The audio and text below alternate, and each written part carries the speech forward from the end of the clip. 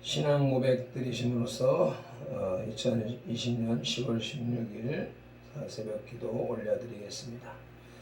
전능하사 천지를 만드신 하나님 아버지를 내가 믿사오며 그 외아들 우리 주 예수 그리스도를 믿사오니 이는 성령으로 잉태하사 동정녀 마리아에게 나시고 본디오 빌라도에게 고난을 받으사 십자가에 못 박혀 죽으시고 장사한 지 사흘 만에 죽은 자 가운데서 다시 살아나시며 하늘에 오르사 전능하신 하나님 우편에 앉아 계시다가 저리로서 산자와 죽은 자를 심판하러 오시리라. 성령을 믿사오며 거룩한 공회와 성도가 서로 교통하는 것과 죄를 사하여 주시는 것과 몸이 다시 사는 것과 영원히 사는 것을 믿사옵나이다. 아멘. 오늘 우리에게 주시는 말씀 사도행전 2장 22절로부터 24절까지의 말씀을 우리 함께 합독하시겠습니다. 이스라엘 사람들아 이 말을 들으라. 너희도 아는 바와 같이 하나님께서 나사렛 예수로 큰 권능과 기사와 표적을 너희 가운데서 베푸사 너희 앞에서 그를 증언하셨느니라. 그가 하나님께서 정하신 뜻과 미리 아신 대로 내준 바 되었거늘 너희가 법 없는 자들의 손을 빌려 못 박아 죽였으나 하나님께서 그를 사망의 고통에서 풀어 살리셨으니 이는 그가 사망에 매어 있을 수 없음이라. 아멘. 찬송가 518장 함께 올려드리시겠습니다.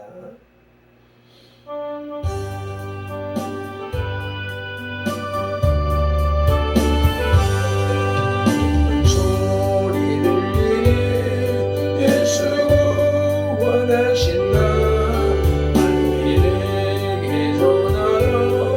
예수 원하신다. 주님 명령하신 산을 넘고 물 건너 온 세상에 전하라. 예수 원하신다.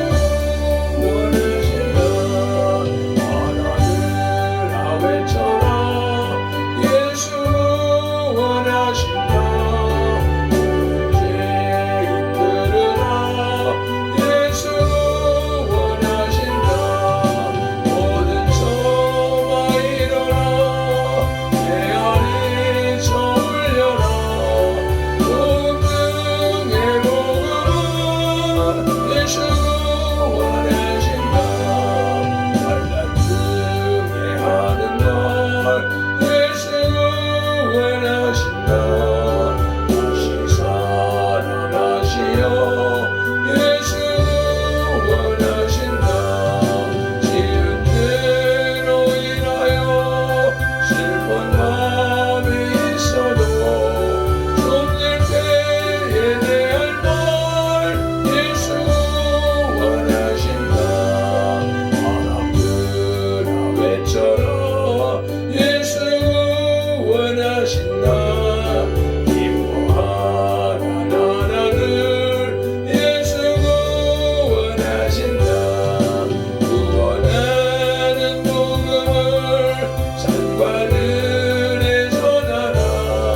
외쳐라. 예수 원하신다. 아멘. 오늘 말씀은 베드로가 전한 복음을 지오라마 비전하라는 제목으로 올려드립니다. 오순절 절기를 지키기 위해 천하 각국에서 흩어져 있던 유대인들이 예루살렘에 들어와 우거하던 중, 머물던 중, 살던 중에 예수님의 제자들에게 임한 성령 강림 사건을 목격하게 되었습니다. 그때 제자들에게 나타난 이상한 현상을 바라보고 의아해하던 무리들 앞에 베드로가 담대하게 나아가 말씀을 증거하기 시작했습니다. 이러한 상황을 배경으로 시작된 베드로의 설교 중에 오늘의 본문은 가장 핵심되는 부분으로서 예수 그리스도의 삶과 죽음, 부활에 관한 내용인 것입니다. 본문의 설교는 당시 베드로뿐 아니라 오늘날 우리가 전하는 설교 중에서 가장 중심을 차지해야 할 복음의 진수인 것입니다. 그래서 베드로가 전한 복음은 첫째로 그리스도의 삶, 생애를 전했습니다. 22절 말씀을 다시 한번 봉독하시겠습니다. 이스라엘 사람들아 이 말을 들으라. 너희도 아는 바와 같이 하나님께서 나사렛 예수로 큰 권능과 기사와 표적을 너희 가운데서 베푸사 너희 앞에서 그를 증언하셨느니라. 먼저 베드로는 예수님을 하나님께서 보내신 분이라고 증거를 했습니다. 하나님께서 나사렛 예수로라는 문맥과 큰 권능과 기사와 표적으로 하나님께서 보낸 분이라고 증언하셨다는 것입니다. 이것은 대단히 중요한 사실입니다. 왜냐하면 당시 유대인들은 구약에서 수고 없이 예언되고 있는 메시아에 대한 희망을 잃지 않고 있었기 때문입니다. 더욱이 그들은 로마의 식민지 상황에서 하루속히 해방되기를 학수고대하고 있었습니다. 그리고 그 일을 장차 오실 메시아가 해줄 것이라고 기대하고 있었습니다. 물론 그것은 결국 하나님의 의도와는 전혀 다르게 이해되고 있는 부분이었지만 어쨌든 그리스도가 하나님으로부터 보내심을 받은 분이라는 사실은 공통된 것이지요. 그리스도의 삶을 전하는 베드로의 설교 두 번째로는 하나님을 위한 삶을 사신 분이라고 증거했다는 것입니다. 큰 권능과 기사와 표적은 하나님을 위하여 베푸신 것입니다. 권능이란 그리스도의 초자연적인 행위, 즉 능력 있는 속성을 말합니다. 그리고 기사는 권능에 의한 영향력으로서 주로 인간에게 일으키는 이적으로서 신효 같은 기적을 말합니다. 이 모든 표적은 예수님의 신성을 나타내는 것이죠. 그런데 중요한 것은 예수님께서 행하신 권능이나 기사 또는 표적들을 결코 자기 자신을 위해서 나타낸 적이 없다는 사실입니다. 오로지 예수님께서는 하나님을 위하여 또 하나님의 뜻을 이루기 위하여 권능과 기사와 표적을 베푸셨습니다.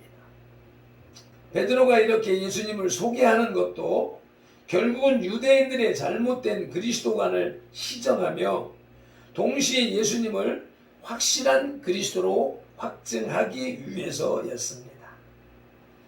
베드로가 전한 복음 크게로 두 번째 단락에서는 그리스도의 죽음을 전했다입니다. 23절 말씀 합독하십니다. 그가 하나님께서 정하신 뜻과 미리 아신 대로 내준 바 되었거늘 너희가 법 없는 자들의 손을 빌려 못 박아 죽였으나 예수님의 죽음은 예언의 성취입니다.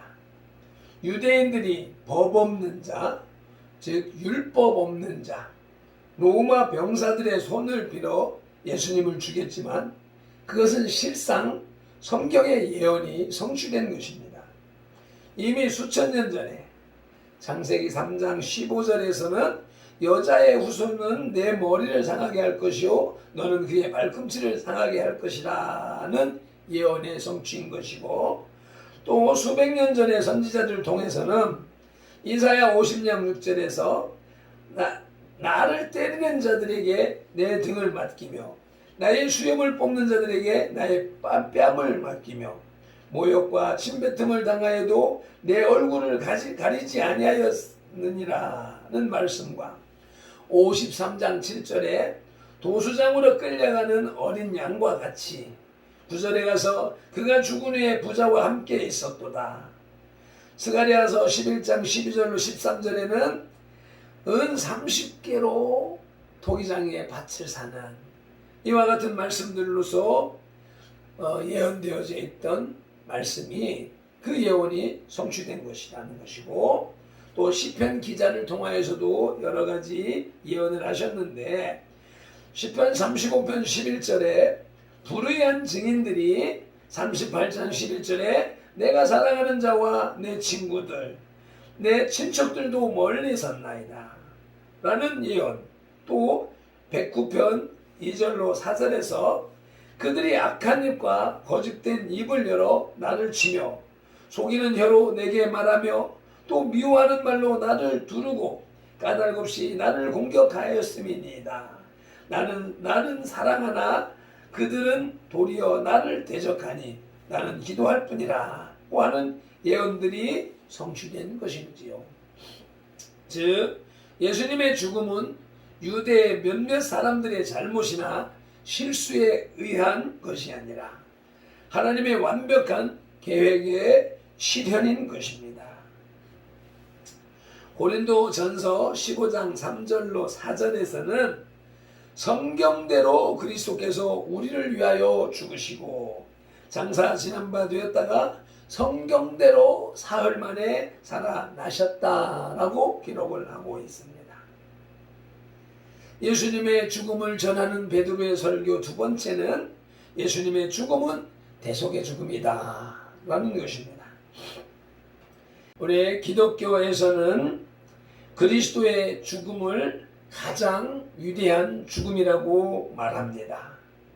그리스도의 죽음이 가장 위대한 죽음이라고 말하는 이유는 그것이 대속의 죽음이기 때문입니다.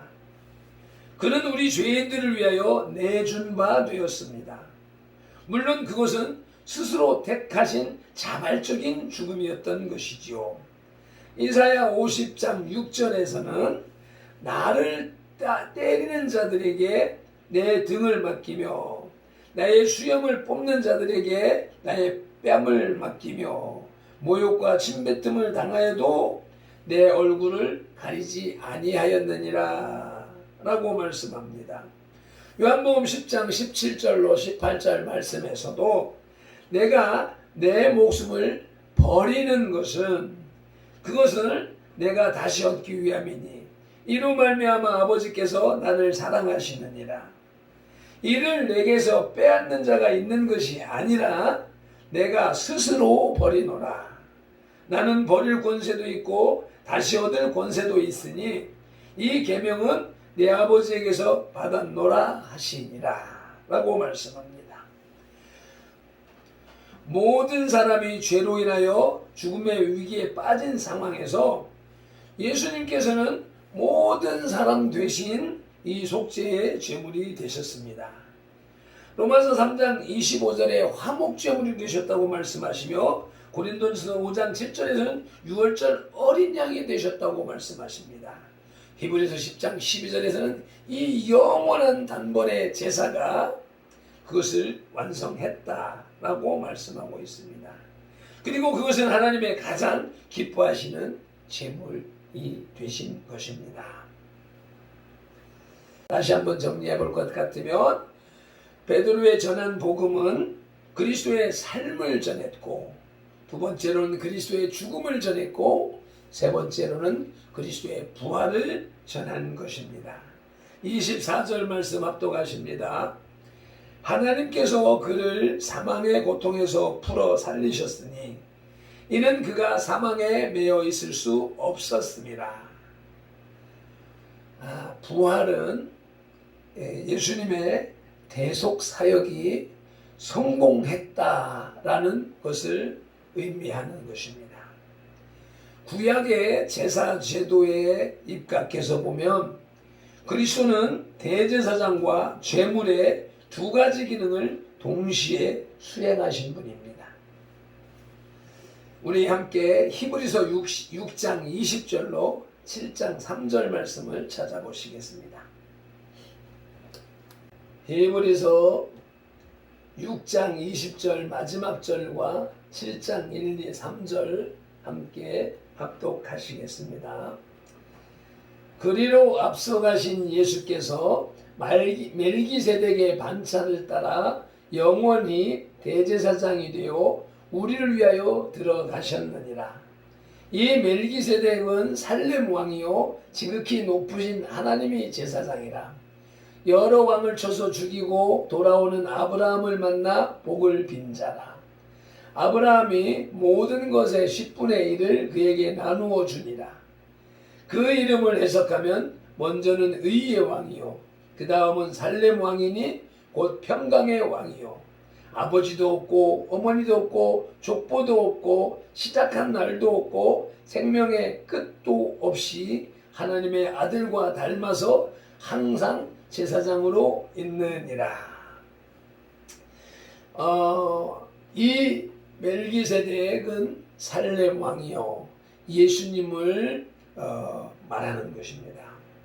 즉 그리스도는 1년에 1차 대제사장이 이스라엘의 모든 백성의 죄를 대속하기 위하여서 지성소에 들어갔듯이 십자가라고는 지성소에 들어간 것입니다. 이때 지성소에 들어간 대제사장이 죽어서 나오면 죄가 사여지지 않은 것이 되고 살아서 나오면 죄물이 무음하여 죄가 사해진 것인데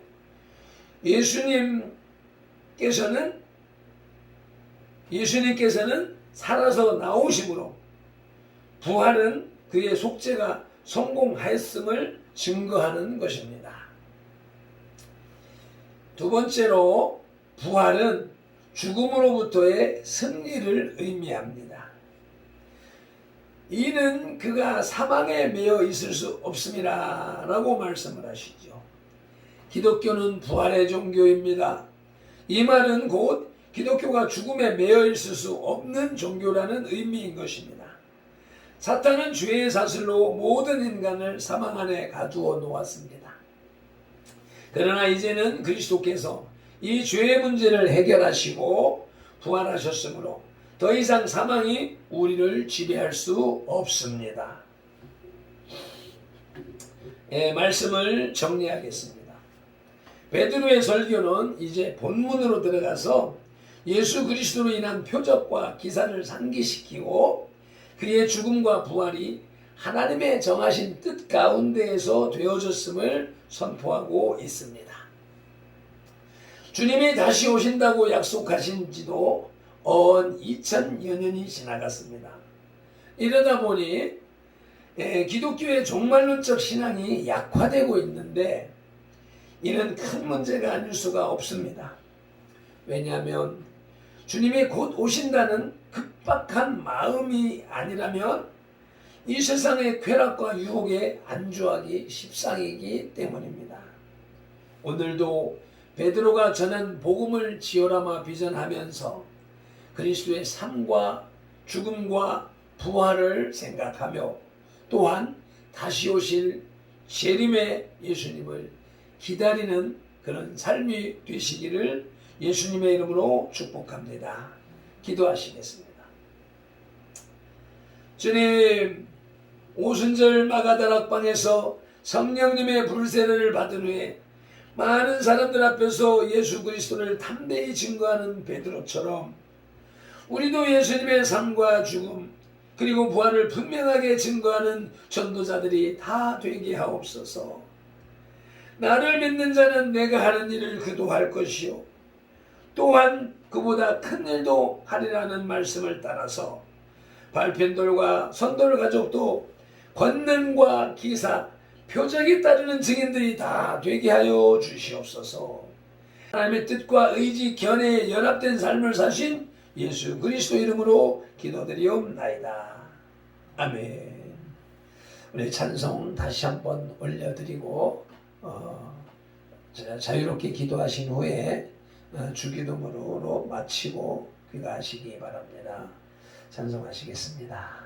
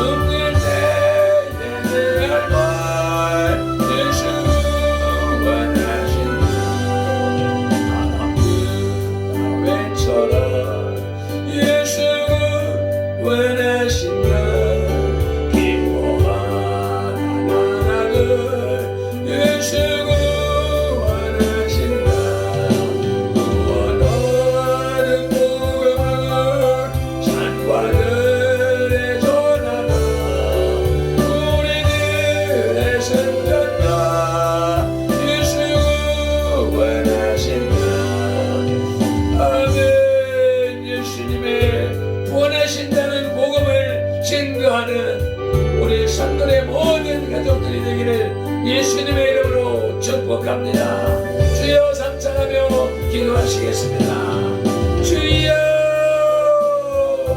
주여